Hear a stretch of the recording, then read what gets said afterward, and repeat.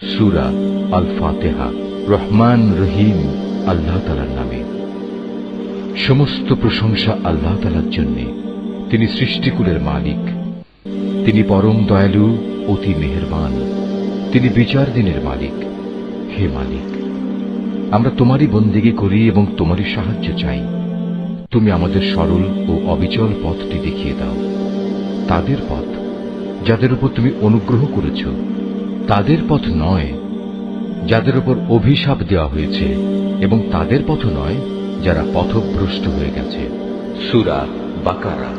রহমান রহিম আল্লাহ তাআলার নামে। আলিফ লাম মিম। এই সেই মহাগ্রন্থ আল কোরআন, তাতে কোনো সন্দেহ নেই। যারা আল্লাহ তাআলাকে ভয় করে, এই কিতাব কেবল তাদের জন্য পথ প্রদর্শক। যারা না দেখে আল্লাহ তাআলাকে বিশ্বাস করে, যারা নামাজ প্রতিষ্ঠা করে, তাদের আমি যা কিছু দান করেছি তারা তা থেকে আমার এই নির্দেশিত পথে ব্যয় করে। যারা তোমার উপর যা কিছু নাজিল করা হয়েছে তার উপর ঈমান আনে তোমার আগে নবীদের উপর যা কিছু নাজিল করা হয়েছে তার উপর। সর্বোপরি তারা পরকালের উপরও ঈমান আনে। সত্যিকার অর্থে এই লোকগুলোই তাদের মালিকের দেখানো সঠিক পথের উপর রয়েছে, এবং এরাই হচ্ছে সফলকাম। যারা এই বিষয়গুলো অস্বীকার করে, তাদের তুমি পরকালের কথা বলে সাবধান করো আর না করো, কার্যত উভয়টাই তাদের জন্য সমান কথা। এরা কখনো ঈমান আনবে না।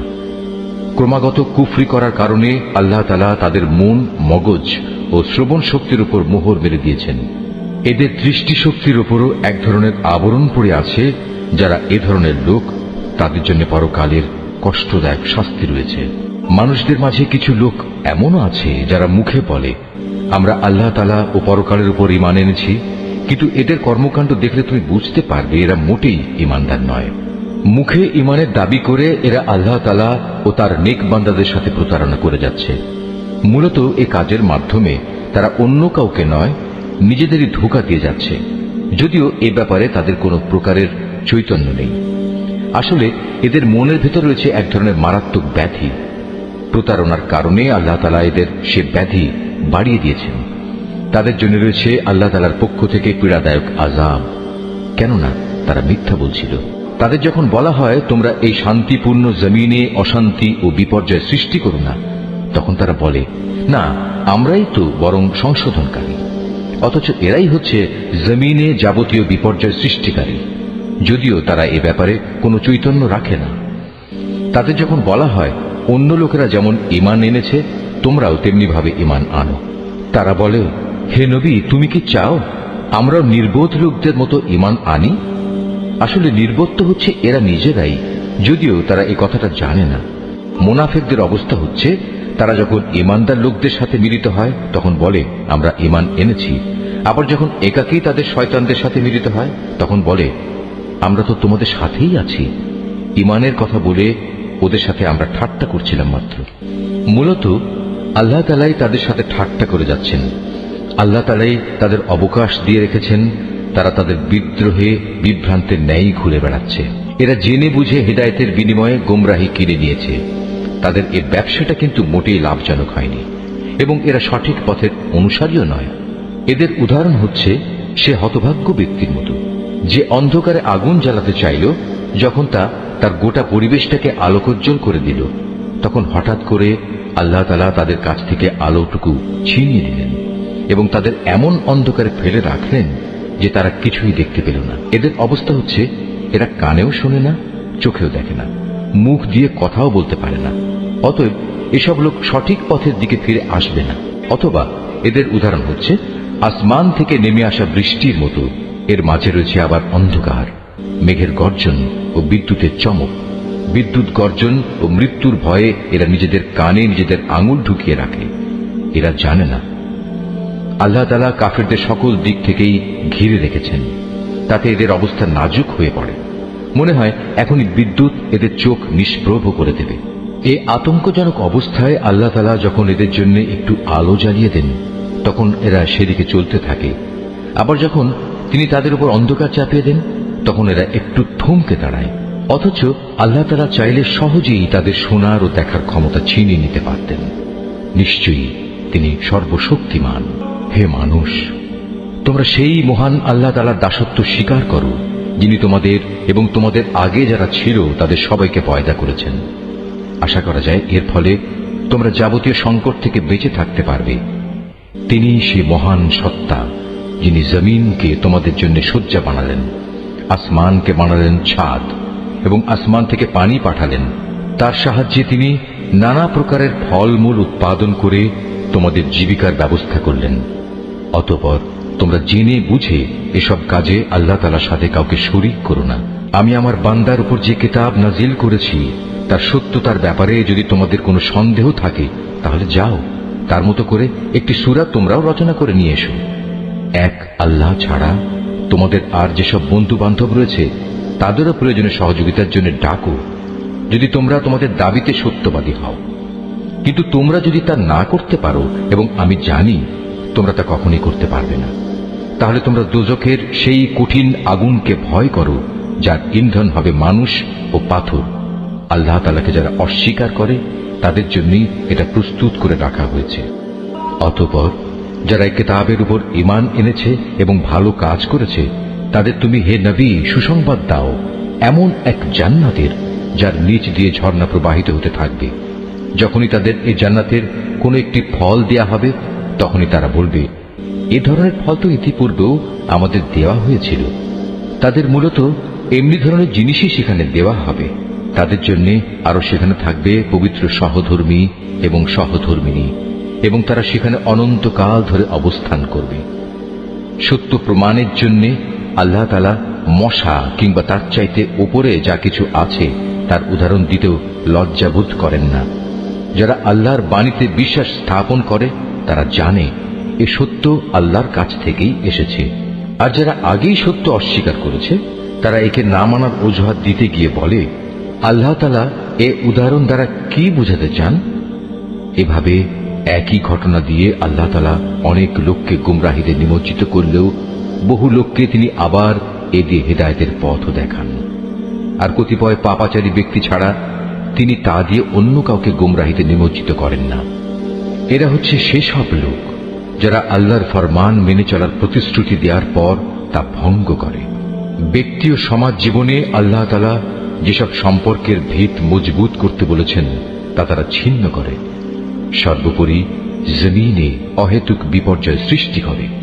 এরাই হচ্ছে আসল ক্ষতিগ্রস্ত। তোমরা আল্লাহকে কিভাবে অস্বীকার করবে? অথচ তোমরা প্রথম দিকে ছিলে মৃত। তিনি তোমাদের জীবন দিয়েছেন, পুনরায় তিনি তোমাদের মৃত্যু দেবেন। অতঃপর সর্বশেষে তিনি আবার তোমাদের জীবন দান করবেন, এবং এভাবেই তোমাদের একদিন তাঁর কাছে ফিরে যেতে হবে। তিনি সেই মহান সত্তা, যিনি এ পৃথিবীর সব কিছু তোমাদের ব্যবহারের জন্য তৈরি করেছেন। অতঃপর তিনি আসমানের দিকে মনোনিবেশ করলেন এবং তাকে 7 আসমানে বিন্যস্ত করলেন।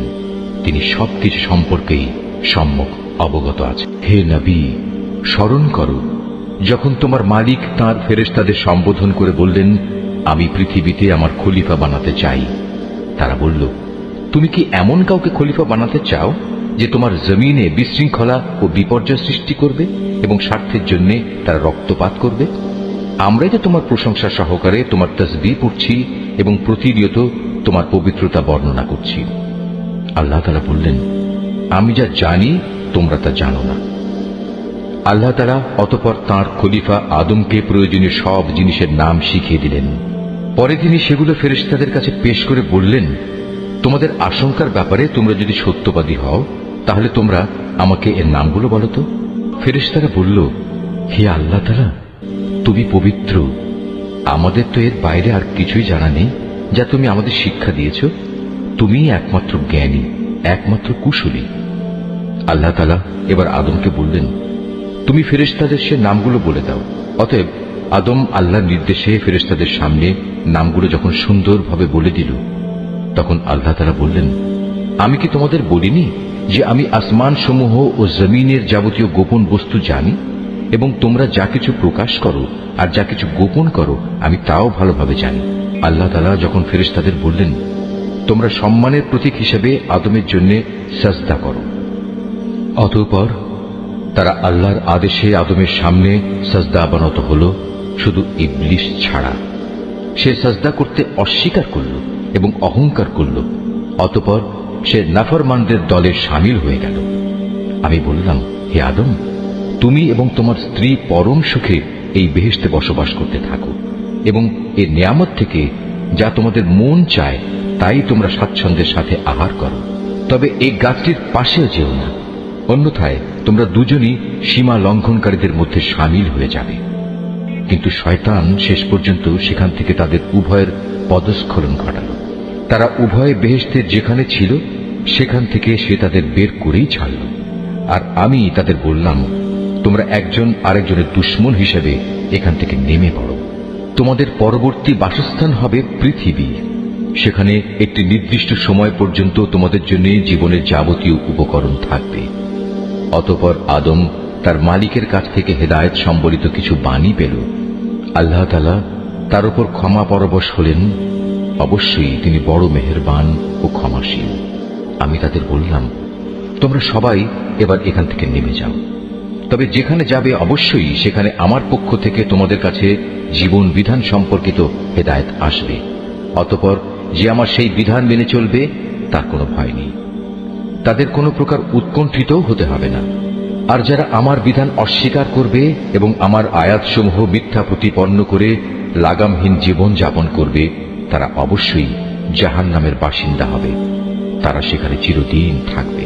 হে বনী ইসরাইল জাতি, তোমাদের উপর আমি যেসব নিয়ামত দিয়েছি তোমরা সেগুলো স্মরণ করো। আমার আনুগত্যের প্রতিশ্রুতি তোমরা পূর্ণ করো।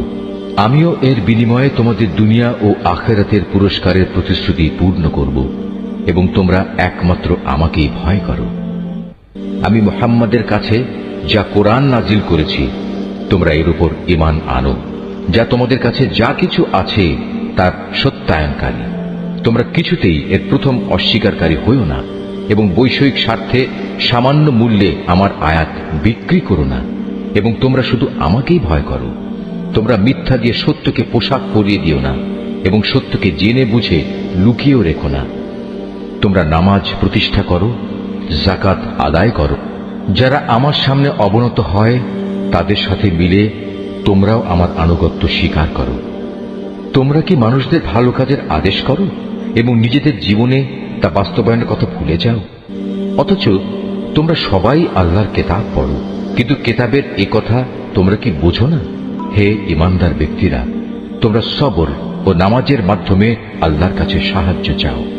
যাবতীয় হক আদায় করে নামাজ প্রতিষ্ঠা করা অবশ্যই একটা কঠিন কাজ, কিন্তু যারা আল্লাহকে ভয় করে তাদের কথা আলাদা। যারা জানে একদিন তাদের সবাইকে তাদের মালিকের সামনাসামনি হতে হবে এবং তাদের সবাইকে তার কাছে ফিরে যেতে হবে, তার জন্য এটা কঠিন কিছু নয়। হে বনী ইসরাইল জাতি, তোমরা আমার সেই নিয়ামতের কথা স্মরণ করো যা আমি তোমাদের দান করেছি।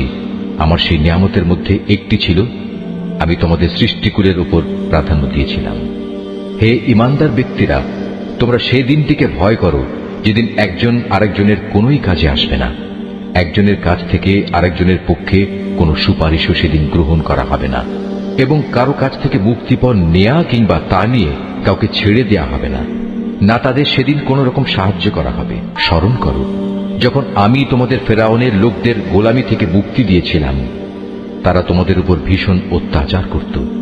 তারা নিকৃষ্ট ধরনের শাস্তি দ্বারা তোমাদের যন্ত্রণা দিত। তারা তোমাদের পুত্র সন্তানদের হত্যা করত এবং তোমাদের মেয়েদের তারা জীবিত রেখে দিত। তোমাদের মালিকের পক্ষ থেকে এতে তোমাদের জন্য বড় একটা পরীক্ষা নিহিত ছিল।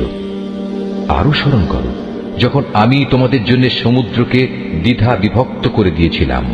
অতঃপর আমি তোমাদের সমূহ মৃত্যুর হাত থেকে বাঁচিয়ে দিয়েছিলাম এবং আমি ফেরাউন ও তার দলবলকে সমুদ্রে ডুবিয়ে দিয়েছিলাম, আর তোমরা তা তো নিজেরাই প্রত্যক্ষ করেছিলে।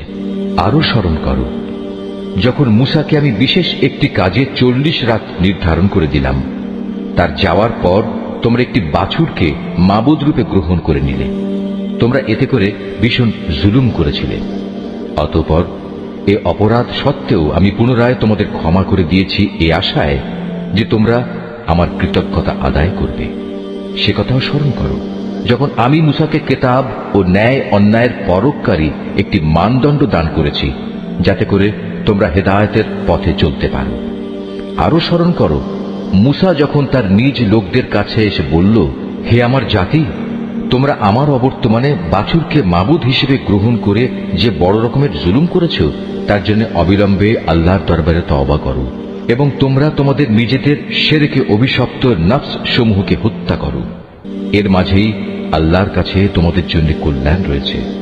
অতঃপর আল্লাহ তাআলা তোমাদের উপর ক্ষমা পরবশ হবেন, কারণ তিনি বড়ই ক্ষমাশীল ও অনুগ্রহকারী।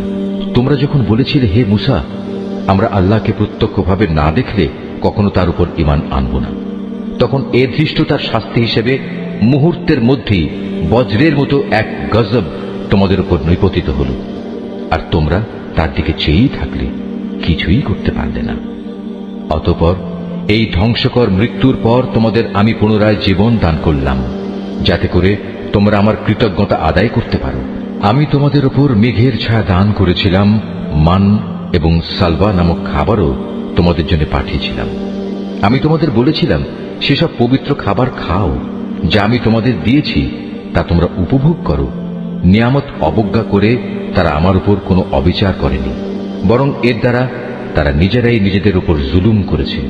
স্মরণ করো, আমি যখন তোমাদের বলেছিলাম, তোমরা এই জনপদে ঢুকে পড়ো এবং তোমরা তার যেখান থেকেই ইচ্ছা স্বাচ্ছন্দ্যে আহার করো। দম্ভ সহকারে প্রবেশ না করে মাথা নত করে ঢুকো। তোমরা ক্ষমার কথা বলবে, আমিও তোমাদের ভুল ত্রুটিসমূহ ক্ষমা করে দেব, এবং যারা ভালো কাজ করে আমি এভাবেই তাদের পাওনার অঙ্ক বাড়িয়ে দেই। সুস্পষ্ট হেদায়েত সত্ত্বেও অতঃপর জালিমরা এমন কিছু ব্যাপার রদবদল করে ফেলল যা না করার জন্যই তাদের বলা হয়েছিল। আমিও এরপর যারা জুলুম করল তাদের উপর আসমান থেকে গজব নাজিল করলাম। মূলত এটা ছিল তাদের গুনার ফল। যখন মুসা আমার কাছে তার জাতির লোকদের জন্য পানি চাইল, আমি তাকে বললাম, তোমার হাতের লাঠি দিয়ে তুমি এই পাথরে আঘাত করো।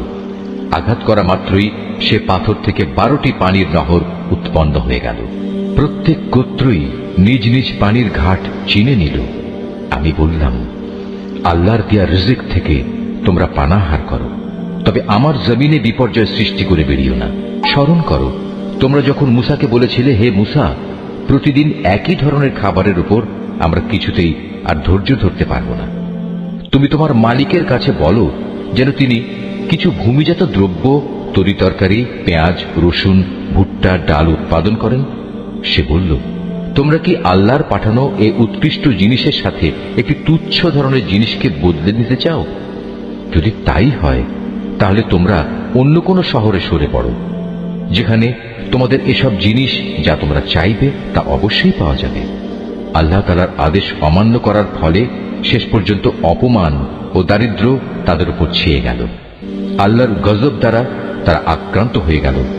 এটা এ কারণে যে এরা ক্রমাগত আল্লাহর আয়াতকে অস্বীকার করতে থাকলো এবং আল্লাহর নবীদের অন্যায়ভাবে হত্যা করতে থাকলো। আর এসব কিছু এজন্যই ছিল যে তারা আল্লাহর সাথে নাফরমানি ও সীমা লঙ্ঘন করছিল। যারা ঈমান আনে, তারা খ্রিস্টান হোক, ইহুদি হোক কিংবা সাবি হোক, তারাই হবে মুসলমান। এদের যে কেউ আল্লাহর উপর ঈমান আনবে পরকালের উপর এবং যথার্থ ভালো কাজ করবে, তাদের জন্য তাদের মালিকের কাছে পুরস্কার রয়েছে, এবং এসব লোকের যেমন কোনো ভয় নেই, তেমনি তারা চিন্তিত হবে না। স্মরণ করো, যখন আমি তোমাদের কাছ থেকে প্রতিশ্রুতি নিয়েছিলাম যে তোমরা তাওরাত মেনে চলবে, এবং তুর পাহাড়কে আমি তোমাদের উপর তুলে ধরে বলেছিলাম যে কিতাব তোমাদের আমি দান করেছি তা শক্তভাবে আঁকড়ে ধরো এবং তাতে যা কিছু আছে তা স্মরণ রেখো। এই উপায়ে তোমরা হয়তো শয়তান থেকে নিজেদের বাঁচাতে পারবে। অতঃপর তোমরা এ ওয়াদা থেকে ফিরে গেলে, কিন্তু তা সত্ত্বেও আমার অনুদান ও রহমত যদি তোমাদের উপর না থাকতো, তাহলে তোমরা অবশ্যই ধ্বংস হয়ে যেতে। তোমরা তো ভালো করেই তাদের জানো যারা তোমাদের মধ্যে শনিবারে আল্লাহর আদেশ লঙ্ঘন করেছে। অতঃপর আমি তাদের শুধু এটুকুই বলেছি, যাও, এবার তোমরা সবাই অপমানিত বানরে পরিণত হয়ে যাও। এই ঘটনাকে আমি সেসব মানুষদের যারা তখন সেখানে মজুদ ছিল, আরো যারা পরে আসবে, তাদের সবার জন্য একটি দৃষ্টান্তমূলক ঘটনা বানিয়ে দিয়েছি। যারা আল্লাহকে ভয় করে এমন লোকদের জন্য এই ঘটনা ছিল একটি উপদেশ। আরো স্মরণ করো, যখন মুসা তার জাতিকে বলল, অবশ্যই আল্লাহ তাআলা তার নামে তোমাদের একটি গাভী জবাই করার আদেশ দিচ্ছেন, তারা একথা শুনে বলল, হে মুসা, তুমি কি আমাদের সাথে তামাশা করছো? সে বলল, আমি তামাশা করে জাহেলদের দলে শামিল হওয়া থেকে আল্লাহ তাআলার কাছে পানা চাই। তারা মুসাকে বলল, তুমি তোমার মালিককে বলো, আমাদের তিনি যেন সুস্পষ্ট বলে দেন তা কেমন হবে। সে বলল, অবশ্যই তা হবে এমন যা বৃদ্ধ হবে না, আবার একেবারে বাচ্চাও হবে না, বরং তা হবে এর মাঝামাঝি বয়সের। এখন যা কিছু তোমাদের নির্দেশ দেওয়া হচ্ছে তাই করো। তারা মুসাকে বলল, তুমি তোমার মালিককে জিজ্ঞেস করে নাও, তিনি আমাদের যেন বলে দেন তার রং কেমন হবে। সে বলল, তা হবে হলুদ রঙের। তার রং এত আকর্ষণীয় হবে যে যারা তাকাবে তা তাদেরই পরিতৃপ্ত করবে। তারা বলল, হে মুসা, তুমি তোমার মালিককে আবার জিজ্ঞেস করে নাও, আসলে তা কি ধরনের হবে। আমরা তো সঠিক গাভী বাছাই করতে পারছি না, কারণ আমাদের কাছে তো সব গাভী দেখতে একই ধরনের মনে হয়। আল্লাহ তাআলা চাইলে এবার অবশ্যই আমরা সঠিক পথে চলতে পারব। সে বলল, তাহলে শোনো, আল্লাহর ঈপ্সিত সে গাভী হবে এমন যে সেটি কোনো চাষাবাদের কাজ করে না, জমিনে পানি সেচের কাজও করে না, অর্থাৎ তা হবে সম্পূর্ণ নিখুঁত ও ত্রুটিমুক্ত। এ কথা শুনিয়ে তারা বলল, এতক্ষণে তুমি আমাদের সামনে সত্য ঘটনা নিয়ে এসেছ। অতঃপর তারা এ ধরনের একটি গাভী জবাই করল, যদিও ইতিপূর্বে মনে হয়নি যে তারা এই কাজটি আদৌ করতে চায়। স্মরণ করো, যখন তোমরা একজন লোককে হত্যা করেছিলে, অতঃপর সে ব্যাপারে তোমরা একে অপরের উপর হত্যার অভিযোগ আরোপ করতে শুরু করলে, অথচ আল্লাহ তাআলা সেই বিষয়ই মানুষের সামনে বের করে আনতে চাইলেন যা তোমরা লুকোবার চেষ্টা করেছিলে। হত্যাকারীকে খুঁজে বের করার জন্য আমি তোমাদের বললাম, কোরবানি করা সেই গাভীর শরীরের একাংশ দিয়ে তোমরা একে মৃদু আঘাত করো। এভাবেই আল্লাহ তাআলা মৃত ব্যক্তিকে জীবন দান করবেন এবং এ ধরনের অলৌকিক ঘটনা দ্বারা তিনি তোমাদের কাছে তার জ্ঞানের নিদর্শনসমূহ তুলে ধরেন। আশা করা যায় তোমরা এর মাধ্যমে সত্য অনুধাবন করবে। কিন্তু এত বড় একটি নিদর্শন সত্ত্বেও অতঃপর তোমাদের মন কঠিন হয়ে গেল, এমন কঠিন যেন তা শক্ত পাথর, বরং মাঝে মাঝে মনে হয় পাথরের চেয়েও বুঝি তার বেশি কঠিন। কেননা কিছু পাথর এমন আছে যা থেকে মাঝে মাঝে ঝর্ণাধারা নির্গত হয়, আবার কোনো কোনো সময় তা বিদীর্ণ হয়ে ফেটেও যায় এবং তা থেকে পানির ফোয়ারাও বেরিয়ে আসে। অবশ্য এর মধ্যে থেকে এমন কিছু পাথর আছে যা আল্লাহর ভয়ে ধসে পড়ে। আল্লাহ তাআলা তোমাদের কার্যকলাপ সম্পর্কে মোটেই গাফেল নন। হে ঈমানদার লোকেরা, এরপরেও তোমরা কি এই আশা পোষণ করো যে এরা তোমাদের সাথে তোমাদের দ্বীনের জন্য ঈমান আনবে? অথচ এদের একাংশ যুগ যুগ ধরে আল্লাহর কিতাব শুনে আসছে, অতঃপর তারা তাকে বিকৃত করছে, অথচ এরা ভালো করেই তা জানে। এদের অবস্থা হচ্ছে, এরা যখন ঈমানদারদের সাথে সাক্ষাৎ করে তখন বলে, আমরা ঈমান এনেছি, কিন্তু এরাই আবার যখন গোপনে একে অপরের সাথে মিলিত হয় তখন বলে, তোমরা কি মুসলমানদের কাছে সেসব কথা প্রকাশ করে দাও যা আল্লাহ তাআলা মুহাম্মদের নবুয়ত সম্পর্কে আগেই তাওরাতে তোমাদের উপর ব্যক্ত করেছেন। খবরদার, তোমরা এমনটি কখনো করো না, তাহলে তারা একদিন তোমাদের মালিকের সামনে এটা দিয়েই তোমাদের বিরুদ্ধে সাক্ষ্য উত্থাপন করবে। তোমরা কি এটুকু কথাও বুঝতে পারো না? এরা কি জানে না আল্লাহর কিতাবে যা কিছু এরা গোপন করে, আবার নিজেদের স্বার্থে তারা যা প্রকাশ করে তা সবই আল্লাহ তাআলা জানেন। এদের আরেকটি দল যারা একান্ত অশিক্ষিত, নিরক্ষর, এরা আল্লাহর কিতাব সম্পর্কে কিছুই জানে না। আল্লাহর কিতাব যেন এদের কাছে একটি নিছক ধ্যান ধারণা সর্বস্ব পুস্তক মাত্র। এরা শুধু অমূলক ধারণাই করে থাকে। সেসব লোকের জন্য ধ্বংস অনিবার্য যারা হাত দিয়ে কিতাব লিখে নেয়, তারপর দুনিয়ার সামনে বলে এগুলো হচ্ছে আল্লাহ তাআলার পক্ষ থেকে অবতীর্ণ শরীয়তের বিধান। তাদের উদ্দেশ্য হচ্ছে যেন তা দিয়ে দুনিয়ার কিছু স্বার্থ তারা কিনে নিতে পারে। অতঃপর তাদের হাত যা কিছু রচনা করেছে তার জন্য তাদের ধ্বংস ও দুর্ভোগ, যা কিছু তারা উপার্জন করেছে তার জন্য তাদের দুর্ভোগ। এসব নির্বোধ লোকেরা বলে, জাহান্নামের আগুন কখনোই আমাদের স্পর্শ করবে না, একান্ত যদি করেও তা হবে নির্দিষ্ট কয়েকটা দিনের জন্য মাত্র। হে নবী, তুমি তাদের বলো, তোমরা কি আল্লাহর কাছ থেকে এমন কোন প্রতিশ্রুতি আদায় করে নিয়েছ? আল্লাহ তাআলা তো কখনো তার প্রতিশ্রুতি ভঙ্গ করেন না। না তোমরা জেনে বুঝেই আল্লাহ তাআলা সম্পর্কে এমন সব কথা বলে বেড়াচ্ছ যা তোমরা নিজেরাই জানো না। হ্যাঁ, যে কোনো ব্যক্তি স্বেচ্ছায় অপরাধ করেছে এবং যাকে তার পাপ ঘিরে রেখেছে, এমন লোকেরাই হচ্ছে জাহান্নামের অধিবাসী এবং সেখানে তারা চিরদিন অবস্থান করবে। আবার যারাই আল্লাহর উপর ঈমান আনবে এবং ভালো কাজ করবে তারা বেহেশতবাসী হবে, তারা সেখানে চিরদিন থাকবে। যখন আমি বনী ইসরায়েলদের কাছ থেকে এ মর্মে প্রতিশ্রুতি নিয়েছিলাম যে তোমরা আল্লাহ তাআলা ছাড়া অন্য কারো ইবাদত করবে না এবং মাতা পিতার সাথে সৎ ব্যবহার করবে, আত্মীয় স্বজন এতিম মিসকিনদের সাথে ভালো ব্যবহার করবে, মানুষদের সুন্দর কথা বলবে, নামাজ প্রতিষ্ঠা করবে, যাকাত প্রদান করবে, কিন্তু এ সত্ত্বেও তোমাদের মধ্যে সামান্য কিছু সংখ্যক লোক ছাড়া অধিকাংশই অতঃপর সেদিন ফিরে গেছ। এভাবেই তোমরা প্রতিশ্রুতি থেকে মুখ ফিরিয়ে নিয়েছিলে। তোমাদের কাছ থেকে আমি এ প্রতিশ্রুতিও নিয়েছিলাম যে তোমরা কেউ কারো রক্তপাত করবে না এবং নিজেদের লোকদের তাদের ঘর বাড়ি থেকে উচ্ছেদ করবে না। অতঃপর তোমরা তা স্বীকার করে নিয়েছিলে। তোমরা তো নিজেরাই এ সাক্ষ্য দিচ্ছ। তারপর এই তো হচ্ছে, তোমরা একে অপরকে তোমরা হত্যা করতে লাগলে। তোমাদের এক দলকে তোমরা তাদের ভিটে মাটি থেকে বিতাড়িত করে দিতে লাগলে।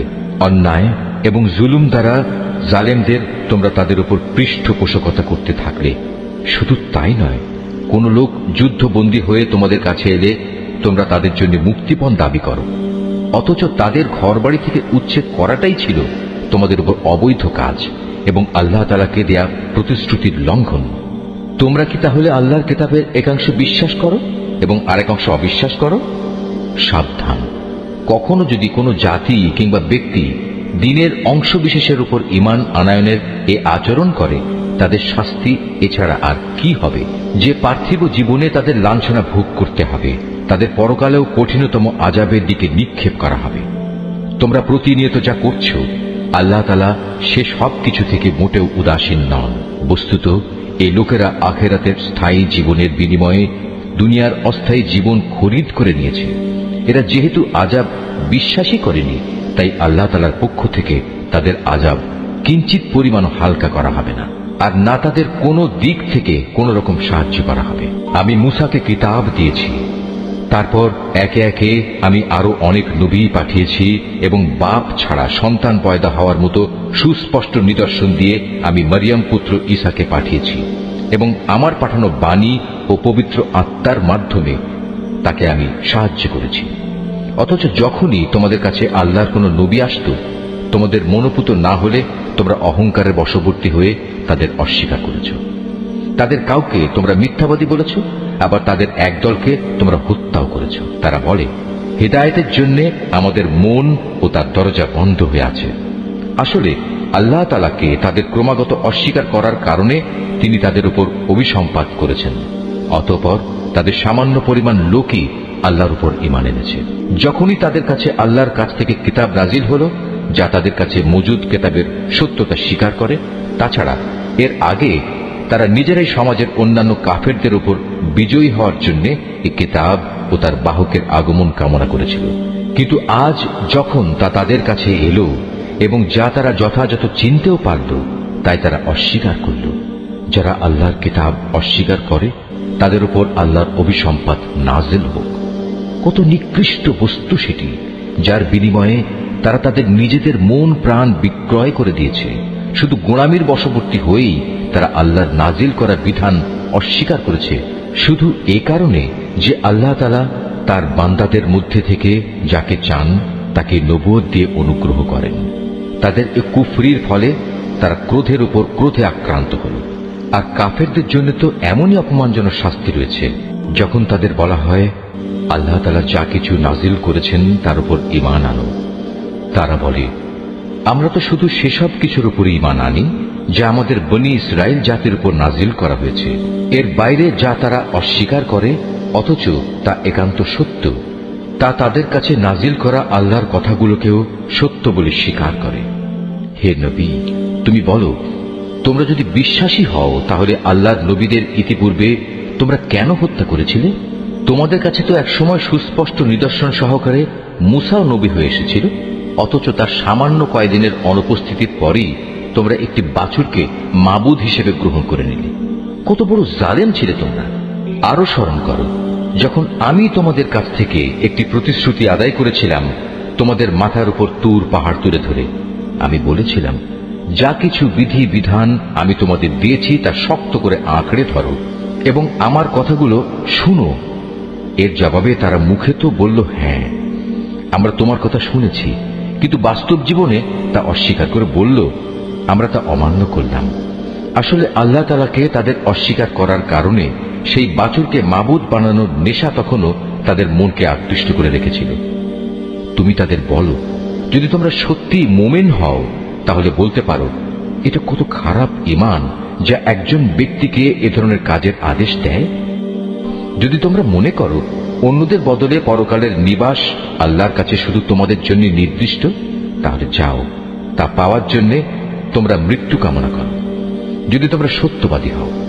হে নবী, তুমি জেনে রাখো, এরা কখনোই কামনা করবে না আল্লাহর সাথে যে আচরণ এরা করেছে, এবং নিজেদের হাত দিয়ে এরা যা কিছু অর্জন করেছে তার পরিণাম জানার পর এরা কখনো তা কামনা করবে না। আল্লাহ তাআলা জালেমদের ভালো করে জানেন। সত্যি কথা হচ্ছে, এদেরকেই বরং তুমি দেখতে পাবে বেঁচে থাকার ব্যাপারে এরা বেশি লোভী। আল্লাহ তাআলার সাথে যারা শিরক করে, এ বনী ইসরায়েলের লোকেরা তাদের চেয়েও এক কদম অগ্রসর। এদের প্রত্যেক ব্যক্তি 1000 বছর জীবিত থাকতে চায়, কিন্তু যত দীর্ঘ জীবনী এদের দেয়া হোক না কেন, তা কখনো এদের তার অবশ্যম্ভাবী আযাব থেকে বাঁচাতে পারবে না। আল্লাহ তাআলা এদের যাবতীয় কাজকর্ম পুঙ্খানুপুঙ্খ পর্যবেক্ষণ করেন। হে নবী, তুমি বলো, কে সে ব্যক্তি যে জিব্রাইলের শত্রু হতে পারে, অথচ সে তো আল্লাহর আদেশে আল্লাহর বাণীসমূহ তোমার অন্তঃকরণে নাজিল করে দেয়, তাও এমন এক বাণী যা তাদের কাছে মজুদ বিষয়সমূহের সত্যতা স্বীকার করে। সর্বোপরি এ হচ্ছে মুমিনদের জন্য সুসংবাদবাহী গ্রন্থ। যারা আল্লাহর শত্রু তার বাণীবাহক ফেরেশতার ও নবী রসুলের শত্রু জিব্রাইলের ও মিকাইলের, তারা একদিন এ কথাটা বুঝতে পারবে। স্বয়ং আল্লাহ তাআলাই হচ্ছেন কাফেরদের বড় শত্রু। অবশ্যই আমি তোমার কাছে সুস্পষ্ট নিদর্শন পাঠিয়েছি, পাপী ব্যক্তিরা ছাড়া এ সব কিছু কেউই অস্বীকার করতে পারে না। কিংবা যখনই তারা আল্লাহর সাথে কোনো ওয়াদা করেছে, তখনই তাদের এক দল তা ভঙ্গ করেছে।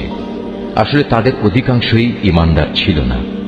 যখনই তাদের কাছে আল্লাহর পক্ষ থেকে কোনো নবী আসে এবং যে তাদের কাছে আগের কিতাবে যেসব কথা মজুদ রয়েছে তার সত্যতা স্বীকার করে, তখনই সেই আগের কিতাবের ধারকদের একটি দল পূর্ববর্তী কিতাবের কথাগুলো এমনভাবে তাদের পেছনের দিকে ফেলে দিল যেন তারা এ ব্যাপারে কিছুই জানে না। আল্লাহর প্রতি অবজ্ঞা প্রদর্শন করেই এরা ক্ষান্ত হয়নি। জাদু মন্ত্রের এমন কিছু জিনিসও এরা অনুসরণ করতে শুরু করল যা শয়তান কর্তৃক সুলাইমান নবীর রাজত্বের সময়ে সমাজে চালু করা হয়েছিল। সত্য কথা হচ্ছে, সুলাইমান কখনো জাদুকে আল্লাহ বিরোধী কাজে ব্যবহার করে আল্লাহকে অস্বীকার করেনি। আল্লাহকে তো অস্বীকার করেছে সেসব অভিশপ্ত শয়তান যারা মানুষকে জাদুমন্ত্র শিক্ষা দিয়েছে। জাদু পাগল মানুষদের পরীক্ষার উদ্দেশ্যে আল্লাহ তাআলা হারুত মারুত নামে যে দুজন ফেরেশতাকে ব্যাবিলনে পাঠিয়েছেন, আল্লাহর সেই দুজন ফেরেশতা কাউকে যখনই এ বিষয়ের শিক্ষা দিত, প্রথমেই তারা এ কথাটা তাদের বলে দিত, আমরা তো হচ্ছি আল্লাহর পরীক্ষা মাত্র। অতএব কোনো অবস্থায় তুমি এ বিদ্যা দিয়ে আল্লাহ তাআলাকে অস্বীকার করো না। এই সত্ত্বেও তারা তাদের কাছ থেকে এমন কিছু বিদ্যা শিখে নিয়েছিল যা দিয়ে এরা স্বামী স্ত্রীর মাঝে বিচ্ছেদের সৃষ্টি করত। যদিও আল্লাহর ইচ্ছা ছাড়া কোনো দিনই কেউ কারো সামান্যতম ক্ষতিও সাধন করতে পারবে না। তারা মূলত এমন কিছু শেখে যা তাদের কোনো উপকার যেমন করতে পারে না, তেমনি তা তাদের কোনো ক্ষতিও করতে পারে না। তারা যদি জানত শ্রম ও অর্থ দিয়ে যা তারা কিনে নিয়েছে পরকালে তার কোনো মূল্য নেই, তারা নিজেদের জীবনের পরিবর্তে যা ক্রয় করে নিয়েছে তা সত্যি নিকৃষ্ট। কত ভালো হতো যদি তারা কথাটা জানত। তারা যদি আল্লাহর উপর ঈমান আনত এবং তাঁকেই ভয় করত, তাহলে আল্লাহর পক্ষ থেকে তারা উৎকৃষ্টতম পুরস্কার পেত। কত ভালো হতো যদি তারা এটা অনুধাবন করত।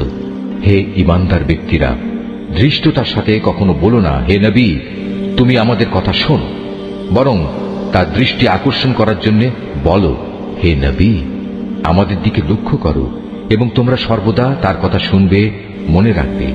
যারা তার কথা অমান্য করে তাদের জন্য অত্যন্ত বেদনাদায়ক শাস্তি রয়েছে।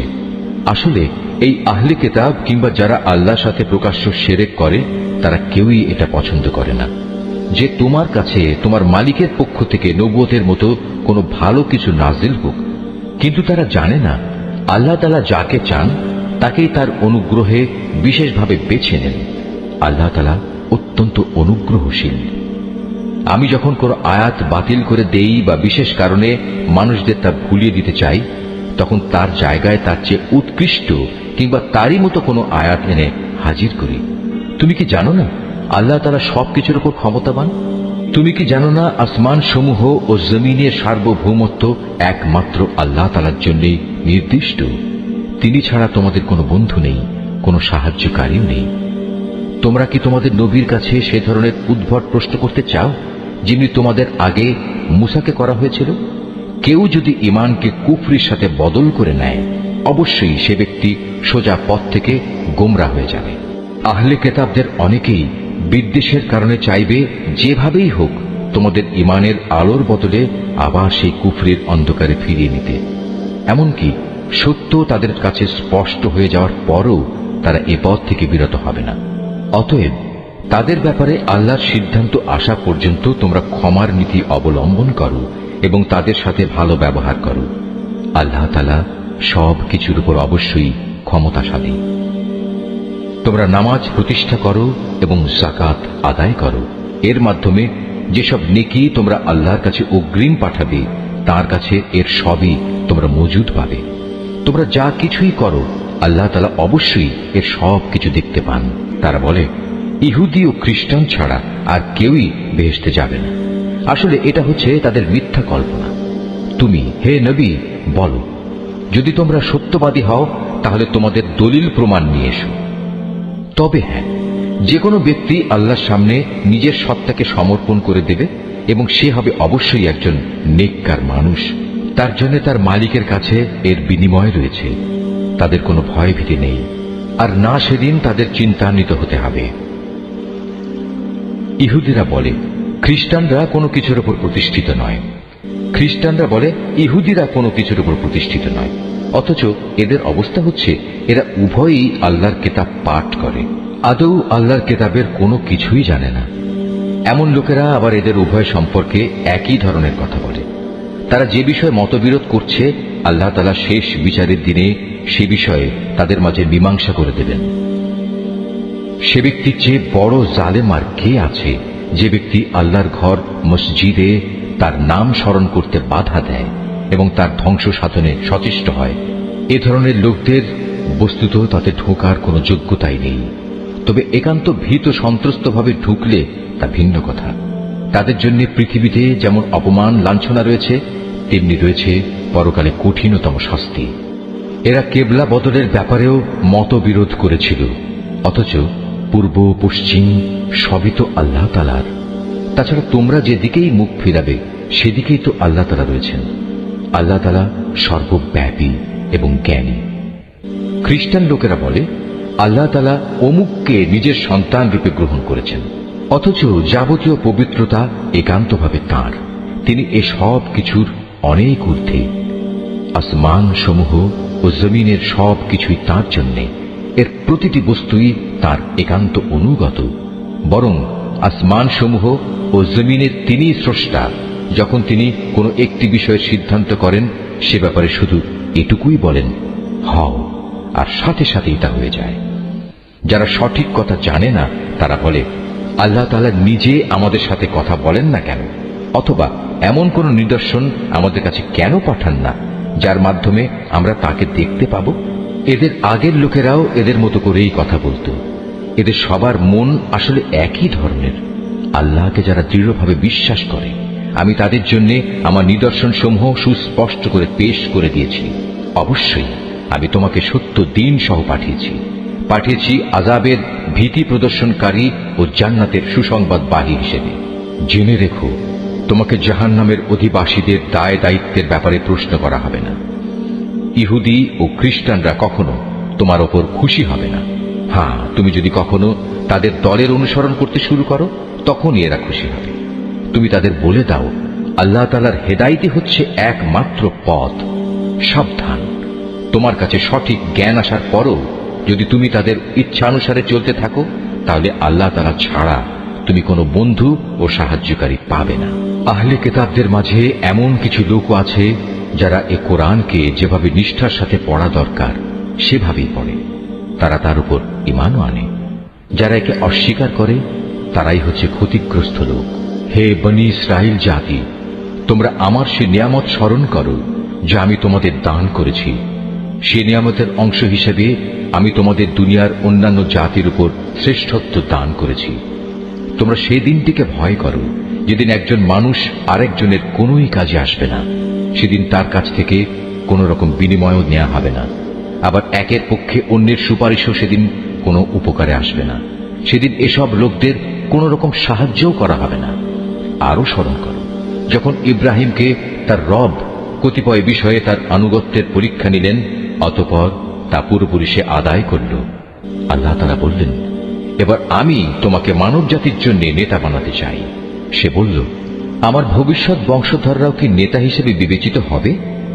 আল্লাহ তাআলা বললেন, আমার প্রতিশ্রুতি জালেমদের কাছে পৌঁছবে না। স্মরণ করো আমি যখন মানুষদের মিলনস্থল ও নিরাপত্তার কেন্দ্র হিসেবে এই কাবা ঘরটি নির্মাণ করেছিলাম, আমি তাদের আদেশ দিয়েছিলাম, তোমরা ইব্রাহিমের দাঁড়ানোর স্থানটিকে নামাজের স্থান হিসেবে গ্রহণ করো। আমি ইব্রাহিম ও ইসমাইলকে আদেশ দিয়েছিলাম যেন তারা আমার ঘর কাবাকে হজ ও ওমরার তাওয়াফকারীদের জন্য, আল্লাহর ইবাদতে আত্মনিয়োগকারীদের জন্য, সর্বোপরি তার নামে রুকু সেজদাকারীদের জন্য পবিত্র করে রাখে। ইব্রাহিম যখন বলেছিল, হে মালিক, এ শহরকে তুমি শান্তি ও নিরাপত্তার শহর বানিয়ে দাও এবং এখানকার অধিবাসীদের মাঝে যে ব্যক্তি আল্লাহ তাআলা এবং পরকালে বিশ্বাস করে তুমি তাদের ফলমূল দিয়ে আহারের যোগান দাও। আল্লাহ তাআলা বললেন, হ্যাঁ, যে ব্যক্তি আমাকে অস্বীকার করবে তাকেও আমি অল্প কয়েকদিন জীবনের উপায় উপকরণ সরবরাহ করতে থাকব। অতঃপর অচিরেই আমি তাদের আগুনের আযাব ভোগ করতে বাধ্য করব, যা সত্যি বড় নিকৃষ্টতম স্থান। ইব্রাহিম ও ইসমাইল যখন এই ঘরের ভিত্তি উঠাচ্ছিল, তখন তারা আল্লাহর কাছে দোয়া করল, হে আমাদের মালিক, আমরা যে উদ্দেশ্যে এই ঘর নির্মাণ করেছি তা তুমি আমাদের কাছ থেকে কবুল করো। একমাত্র তুমি সবকিছু জানো এবং সবকিছু শোনো। তারা আরো বলল, হে আমাদের মালিক, আমাদের উভয়কেই তুমি তোমার অনুগত মুসলিম বান্দা বানাও এবং আমাদের পরবর্তী বংশধরদের মাঝ থেকেও তুমি তোমার একদল অনুগত বান্দা বানিয়ে দাও। হে মালিক, তুমি আমাদের তোমার ইবাদতের আনুষ্ঠানিকতা সমূহ দেখিয়ে দাও এবং তুমি আমাদের উপর দয়া পরবশ হও, কারণ তুমি অত্যন্ত দয়া পরবশ ও পরম দয়ালু। হে আমাদের মালিক, তাদের বংশের মধ্যে তাদের নিজেদের মাঝ থেকে তুমি এমন একজন রাসূল পাঠাও যে তাদের কাছে তোমার আয়াতসমূহ পড়ে শোনাবে, তাদের তোমার কিতাবের জ্ঞান ও প্রজ্ঞা শিক্ষা দেবে, উপরন্তু সে তাদের পবিত্র করে দেবে। হে আল্লাহ, তুমি আমাদের এই দোয়া কবুল করো, কারণ তুমি মহাপরাক্রমশালী ও পরম কুশলী। জেনে বুঝে যে নিজেকে মূর্খ বানিয়ে রেখেছে সে ব্যক্তি ছাড়া আর কে এমন হবে যে ইব্রাহিমের আনিত জীবন বিধান থেকে মুখ ফিরিয়ে নেবে? অথচ তাকে আমি দুনিয়ার নবুয়তের জন্য বাছাই করে নিয়েছি। শেষ বিচারের দিনেও সে আমার নেক লোকদের মধ্যে শামিল হবে। যখন আমি তাকে বললাম, তুমি আমার অনুগত মুসলিম হয়ে যাও, সে বলল, আমি সৃষ্টিকুলের মালিক আল্লাহ তাআলার পূর্ণ আনুগত্য স্বীকার করে নিলাম। যে পথ ইব্রাহিম নিজের জন্য বেছে নিল, সে পথে চলার জন্য সে তার সন্তান সন্ততিকেও ওসিয়ত করে গেল। ইয়াকুবও তার সন্তানদের ওসিয়ত করে বলল, হে আমার সন্তানরা, নিশ্চয়ই আল্লাহ তাআলা তোমাদের জন্য এই দ্বীন ইসলাম মনোনীত করে দিয়েছেন। অতএব কোনো অবস্থায় এই জীবন বিধানের আনুগত্য স্বীকার ব্যতি রেখে তোমরা মৃত্যুবরণ করো না। হে ইহুদি জাতি, তোমরা কি তখন সেখানে উপস্থিত ছিলে যখন ইয়াকুবের সামনে তার মৃত্যু এসে হাজির হলো এবং সে যখন তার ছেলে মেয়েদের বলল, বলো আমার মৃত্যুর পর তোমরা কার ইবাদত করবে? তারা বলল, আমরা অবশ্যই তোমার মাবুদ, তোমার পূর্বপুরুষ ইব্রাহিম, ইসমাইল ও ইসহাকের মাবুদের ইবাদত করব। এ মাবুদ হচ্ছেন একক, আমরা তার আত্মসমর্পণকারী বান্দা হয়ে থাকব। এরা ছিল এক ধরনের জাতি যারা আজ গত হয়ে গেছে। তারা যা করে গেছে তা তাদের নিজেদের জন্য, আবার তোমরা যা করবে তা হবে তোমাদের নিজেদের জন্য। তারা যা কিছু করছিল সে ব্যাপারে তোমাদের কিছু জিজ্ঞেস করা হবে না। এরা ইহুদি ও নাসারারা বলে, তোমরা ইহুদি কিংবা খ্রিস্টান হয়ে যাও, তাহলে তোমরা সঠিক পথে পরিচালিত হবে। হে নবী, তুমি বলো, আমাদের কাছে তো বরং ইব্রাহিমের একনিষ্ঠ মতাদর্শই রয়েছে, আর সে কখনো মুশরিকদের অন্তর্ভুক্ত ছিল না। তোমরা বলো, আমরা তো আল্লাহর উপর ঈমান এনেছি এবং ঈমান এনেছি আল্লাহ তাআলা আমাদের কাছে যা কিছু নাজিল করেছেন তার উপর। আমাদের আগে ইব্রাহিম, ইসমাইল, ইসহাক, ইয়াকুব ও তাদের পরবর্তী সন্তানদের উপর যা কিছু নাজিল করা হয়েছে তাও আমরা মানি। তাছাড়া মুসা, ঈসা সহ সব নবীকে তাদের মালিকের পক্ষ থেকে যা কিছু দেওয়া হয়েছে তার উপর আমরা ঈমান এনেছি। আমরা এদের কারো মধ্যেই কোনো তারতম্য করি না। আমরা তো হচ্ছি আল্লাহরই অনুগত বান্দা। আর এরা যদি তোমাদের মতোই আল্লাহর উপর ঈমান আনত, তাহলে তারাও সঠিক পথ পেত। তারা যদি সে পথ থেকে ফিরে আসে, তাহলে তারা অবশ্যই উপদলীয় অনৈক্যের মাঝে পড়ে যাবে। আল্লাহ তাআলাই তোমার জন্য যথেষ্ট হবেন, তিনি শোনেন, তিনিই জানেন। হে নবী, তাদের তুমি বলো, আসল রং হচ্ছে আল্লাহ তাআলারই। এমন কে আছে যার রং তার রঙের চেয়ে উৎকৃষ্ট হতে পারে? আমরা ঘোষণা করছি, আমরা তাঁরই ইবাদত করি। হে নবী, তুমি তাদের বলো, তোমরা কি স্বয়ং আল্লাহ তাআলার ব্যাপারেই আমাদের সাথে বিতর্কে লিপ্ত হতে চাও? অথচ তিনি যেমন আমাদের মালিক, তেমনি তিনি তোমাদেরও মালিক। আমাদের কাজ আমাদের জন্য, আর তোমাদের কাজ তোমাদের জন্য। আমরা তার আনুগত্যের ব্যাপারে সবাই হচ্ছি নিষ্ঠাবান। অথবা তোমরা কি একথা বলতে চাও যে ইব্রাহিম, ইসমাইল, ইসহাক, ইয়াকুব ও তাদের বংশধররা সবাই ছিল ইহুদি কিংবা খ্রিস্টান? হে নবী, তুমি বলে দাও, এ ব্যাপারে তোমরা বেশি জানো না আল্লাহ তাআলা বেশি জানেন? যদি কোনো ব্যক্তি তার কাছে মজুদ আল্লাহর কাছ থেকে আগত সাক্ষ্য প্রমাণ গোপন করে, তাহলে তার চেয়ে বড় জালেম আর কে হতে পারে? আল্লাহ তাআলা তোমাদের কাজকর্মের ব্যাপারে মোটেই গাফেল নন। এরাও ছিল এক ধরনের সম্প্রদায় যারা আজ গত হয়ে গেছে। তারা যা করে গেছে তা তাদের জন্য, আর তোমাদের কর্মফল হবে তোমাদের জন্য। তারা যা কিছু করছিল সে ব্যাপারে তোমাদের কিছু জিজ্ঞাসা করা হবে না।